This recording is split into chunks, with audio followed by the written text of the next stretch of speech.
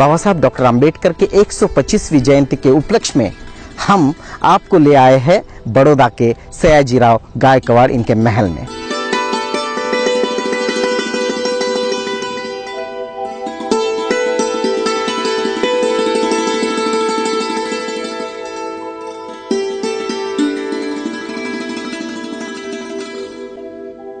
इस वक्त आप मेरे पीछे ये जो बड़ा राजमहल देख रहे हैं, ये बड़ौदा का महाराजा हिज हाइनेस सयाजीराव गायकवाड़ इनका महल है।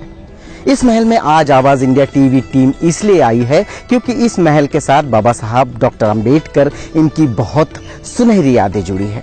आपको बता दें कि गुजरात में जब बाबा साहब आए तो सबसे पहले इसी भूमि पर आए, इसी महल में आए, क्योंकि किसी ने बाबा साहब को सयाजीराव गायकवाड़ इनसे मिलने के लिए यहीं पे लाया और यहीं से शुरुआत हुई बाबा साहब की उच्च शिक्षा की। आपको और एक बात बता दें कि ये वही महल है जो आप मेरे पीछे देख रहे हैं, जहां बाबा साहब महाराजा सयाजीराव गायकवाड़ इनसे मिले और यही तय हुआ कि महाराजा डॉक्टर बाबा साहब अंबेडकर इन्हें विदेश जाने के लिए उच्च शिक्षा देने के लिए आर्थिक मदद करेंगे, स्कॉलरशिप करेंगे। तो आज इस महल में हम आए हैं। ये वो भूमि है जहां बाबा साहब ने अपना बहुत वक्त गुजारा।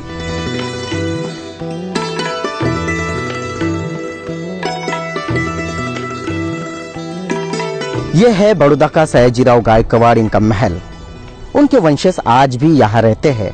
इस महल के साथ डॉक्टर बाबा साहब अंबेडकर इनकी बहुत यादें जुड़ी है। इस महल में हम इसलिए आए हैं ताकि उनके जो वंशज है, यहाँ पे जो राजमाता आज रह रही है, उनसे हम बात करना चाहते हैं। डॉक्टर बाबा साहब अंबेडकर इनके यादों को ताजा करने चाहते हैं। यहाँ जो राजमाता है उनका नाम है शुभांगिनी देवी। चलो उनसे बात करते हैं और बाबा साहब की कुछ यादें ताजा करते हैं।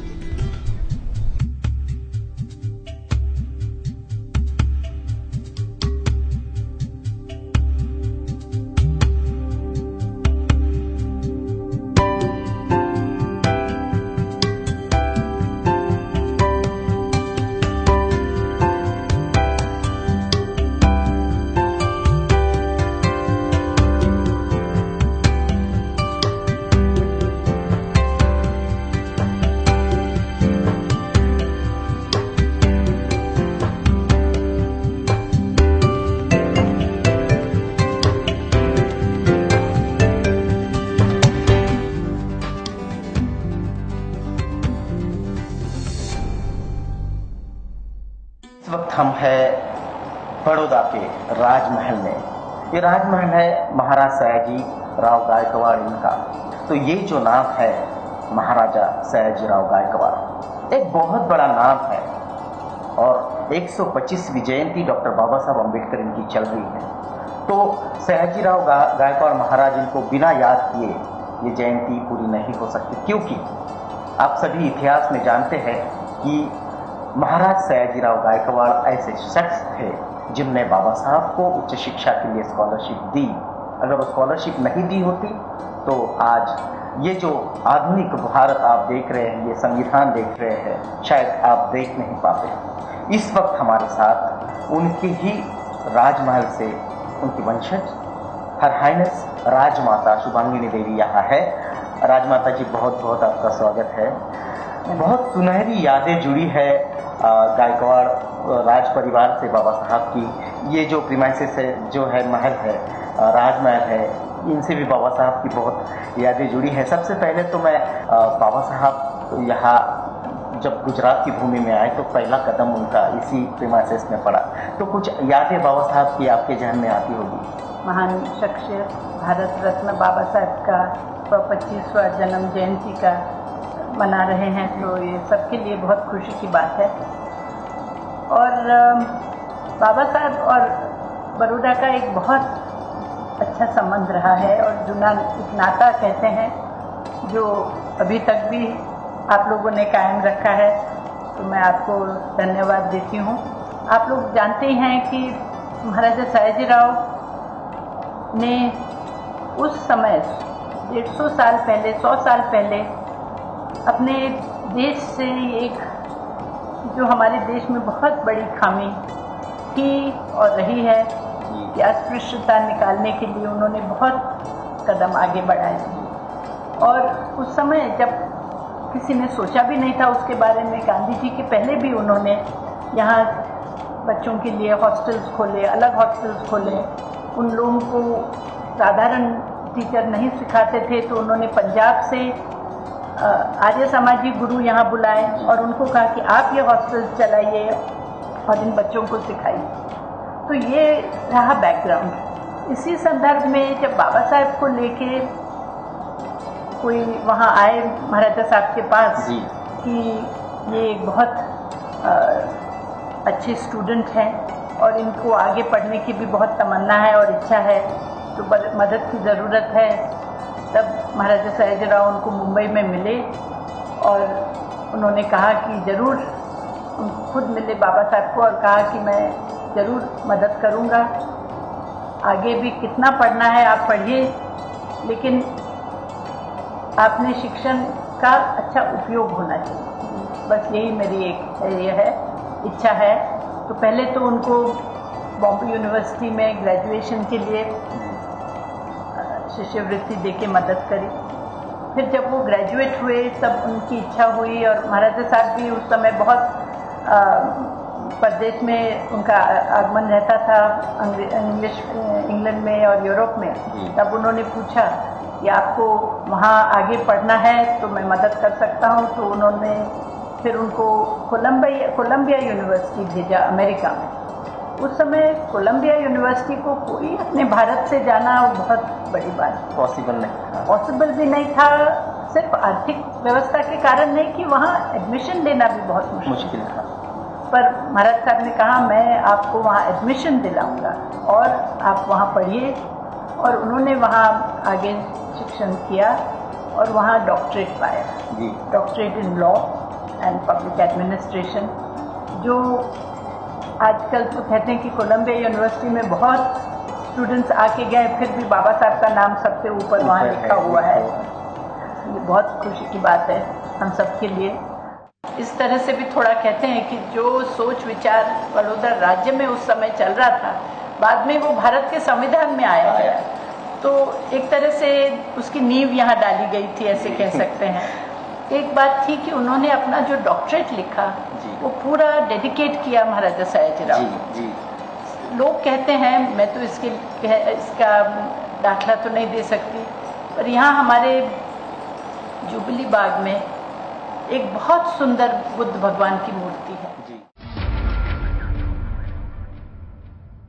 एक बात थी कि उन्होंने अपना जो डॉक्टरेट लिखा वो पूरा डेडिकेट किया महाराजा सयाजीराव। ये भी उसमें बहुत महत्व की बात है कि उन्होंने अपनी उनका याद करके उनको उस तरह से उनको ऑनर किया, समर्पित किया और अपना डॉक्टरेट उनको समर्पित किया। और अभी भी उनके डॉक्टरेट में उनका नाम लिखा हुआ है कि I dedicate this thesis to Maharaja Sayajirao. फिर वो बड़ौदा आए। पहले दफ़ा तो थोड़े दिन के लिए रहे यहाँ, ज़्यादा दिन रहे नहीं। यहाँ उनको भी मुसीबत झेलना पड़ा, ये तो सच है बात है, लेकिन क्योंकि महाराजा साहब तो चाहते थे कि वो यहाँ रहे और यहाँ उनके शिक्षण का लाभ भी बड़ौदा स्टेट को मिले और यहाँ के एडमिनिस्ट्रेशन में उनका योगदान भी हो। थोड़े दिन रहे पर उनको डिफ़िकल्टीज हुई और फिर आगे भी पढ़ने की इच्छा हुई, तो फिर थोड़े दिन रह के वे वापस चले गए और फिर लंदन स्कूल ऑफ इकोनॉमिक्स में फिर उन्होंने वहाँ भी डिग्री प्राप्त करी। पर वहाँ जाने के बाद बाबा साहब फिर लौट के आए और तब यहाँ थोड़े ज़्यादा दिन रहे। उस समय उनको मिलिट्री सेक्रेटरी का दर्जा दिया गया, महाराजा साहब का पर्सनल मिलिट्री सेक्रेटरी। उसके अलावा उनको यहाँ की जो असेंबली थी वडोदरा राज्य की, उसमें नॉमिनेटेड मेंबर बना के असेंबली में उनको मेंबर बनाया गया। जो धारा सभा यहाँ कहते थे उसमें मेंबर रहे। पर दूसरे भी उनको तकलीफें तो होती थी, क्योंकि लोगों का मन बदलना तो अलग बात है, काम करना अलग बात है, लीगल निकालना, ऑर्डर निकालना तो महाराज साहब कर सकते थे, पर किसके मन में क्या है वो तो बदलना मुश्किल होता है। वो तो एक मानव ह्यूमन नेचर है और वो टाइम लगता है। तो उसके आगे फिर वो थोड़े दिन रहे यहाँ। लोग कहते हैं, मैं तो इसका दाखला तो नहीं दे सकती, पर यहाँ हमारे जुबली बाग में एक बहुत सुंदर बुद्ध भगवान की मूर्ति है जी। आप लोगों ने शायद देखी होगी, काले पत्थर में बनी हुई मूर्ति, जो जापान से महाराजा सयाजीराव यहाँ ले आए, और जो उनकी 50वां जुबली हुई, गोल्डन जुबली हुई, तब वो जुबली बाग बना गया, इसीलिए जुबली बाग नाम दिया है। और उस बगीचे में उन्होंने ये सुंदर मूर्ति की स्थापना करी, जो अभी भी बिल्कुल देखने लायक मूर्ति है। लोग कहते हैं कि बाबा साहब वहाँ काफ़ी जाते थे, बिकॉज ये शहर के बीच में था। उनसे वो बुद्ध भगवान का उनको लगा, उस समय से हुआ, उनको स्फूर्ति मिली उस समय, सोचा कि उनकी जो उन्होंने जो गुरु बन के सबको जो ज्ञान दिया है, उस ज्ञान से वो प्रभावित हुए। और यहाँ जो बड़ा जी सयाजी बाग करके बड़ा बगीचा है लोगों के लिए, जो पब्लिक पार्क बनाया है, उसमें भी उन्होंने बैठ के संकल्प किया है करके। तो वो संकल्प दिन अब आज आ रहा है, इसलिए हम लोग सबको खुशी है कि बाबा साहब ने बड़ौदा से न केवल बहुत कुछ दूसरा भी पाया इधर से, और भी कुछ यादें हैं, जैसे कि बाबा साहब महाराज जो थे सयाजीराव गायकवाड़ हिज हाइनेस, उनको कुश्ती का बहुत शौक था। हाँ। और उनके साथ साथ बाबा साहब भी थोड़ा सा कुश्ती कर लिया करते थे। ऐसी भी कुछ यादें बड़ौदा से और इस महल से बाबा साहब की जुड़ी है? ज़्यादातर तो वो ऑफिशियल काम रहता था, तो वो दूसरा हमारा ऑफिस बिल्डिंग वहाँ दूसरा था, इंदुमती महल, तो वहाँ उनका ऑफिस था। बाबा साहब का भी ऑफिस वहाँ था और महाराज साहब का भी ऑफिस वहाँ था, तो उनके बगल में ही दूसरा ऑफिस रहता था जिसमें बाबा साहब बैठते थे। पर बहुत उनसे एक दूसरे के साथ बातचीत हुई। वो तो उम्र में उनसे काफ़ी छोटे थे, फिर भी उनको देखा होगा कि इनको कुश्ती का फिजिकल माने शरीर को अच्छा व्यायाम देके शक्तिशाली रखना, ये भी बहुत बड़ी बात है जी।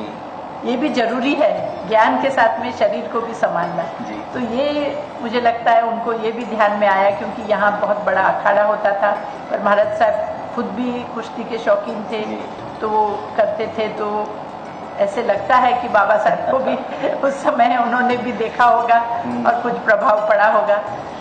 लेकिन दूसरी भी अच्छी बात है कि यहाँ थोड़े दिन भी रहे, फिर भी उन्होंने देखा कि महाराजा सयाजीराव का सोच विचार किस डायरेक्शन में जा रहा है, ये बहुत बड़ी बात हुई। और जब बहुत सालों बाद में जब वो स्वतंत्रता भारत हुई और उनको सबसे महान काम दिया गया कि हमारे देश का संविधान आप बनाइए, उसके वो चेयरमैन रहे और उन्होंने कमेटी बनाई। तो उस ड्राफ्ट कमेटी में भी उन्होंने 4 से ज़्यादा व्यक्ति वडोदरा राज्य से जुड़े हुए रहे जी उसमें। तो उन लोगों को सबको लिया, क्योंकि उनका सोच विचार वहाँ आया उस कॉन्स्टिट्यूशन में। तो हम इस तरह से भी थोड़ा कहते हैं कि जो सोच विचार वडोदरा राज्य में उस समय चल रहा था, बाद में वो भारत के संविधान में आया गया। तो एक तरह से उसकी नींव यहाँ डाली गई थी, ऐसे कह सकते हैं। तो ये भी एक बहुत बड़ी बात है। और आप सबको मैं बधाई देती हूँ कि एक संकल्प दिन आ रहा है, और इस बड़े 125 साल में जब हम जयंती मना रहे हैं, तो बाबा साहब की यादें सबको फिर ताज़ा होंगी। उन्होंने जो शक्ति दिखाई, लोगों में एक रहने की जो भावना दिखाई, वो हमने जगाना चाहिए, और मुझे लगता है यही खास बात है।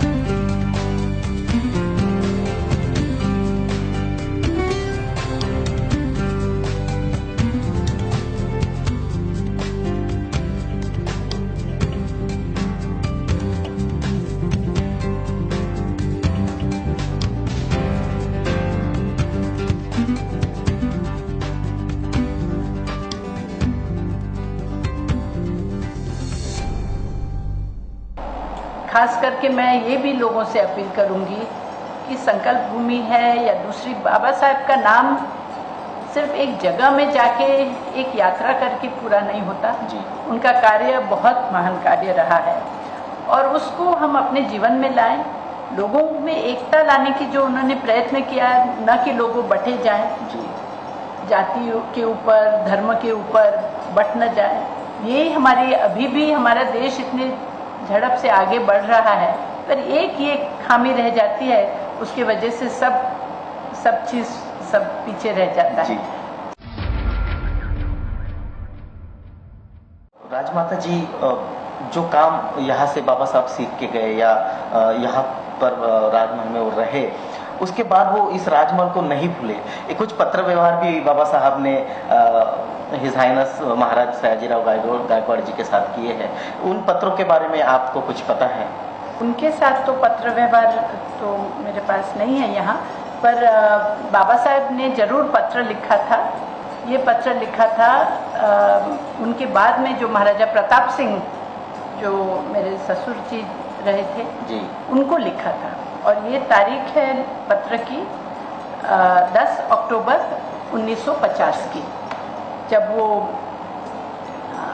दिल्ली में थे और कॉन्स्टिट्यूशन का भी हो गया था काम। तब उन्होंने महाराज साहब को ये पत्र लिखा और उसमें मैं पढ़ के दिखाती हूँ, क्योंकि उन्हीं के शब्द में पढ़े, उन्हीं के शब्द है बाबा साहब के खुद के शब्द उसमें ज़्यादा महत्व रहेगा। एड्रेस भी उनका उस समय 1 हार्डिंग एवेन्यू न्यू दिल्ली था, क्योंकि वहाँ रहते थे वो। तो उन्होंने लिखा है, my dear Maharaja Sahib, I have been for a long time cherishing the idea of writing the life of his late His Highness Maharaja Sayajirao. You can well understand this desire in this behalf. It was he who gave me higher education, who has enabled me to reach the high status which I occupy today in the public life of this country. But for his help, this would not have been possible. He was my patron and the architect of my fortune. I owe a deep debt of gratitude which I wish I could adequately repay. The only way I could do this is to write his life. He has played a great part in the history of this country, both as an individual and as a ruler. It would be very unfortunate if the life of such a noble and great personality were to go unrecorded. और फिर बाद में उन्होंने लिखा है कि आपके library को मुझे एक्सेस दीजिए और मुझे एक स्टेनो वगैरह, तो उनको हाँ करके कहा था, पर कुछ भी कारणवश फिर वो काम हुआ नहीं और वो पुस्तक बाबा साहब के हाथ से लिखा नहीं गया।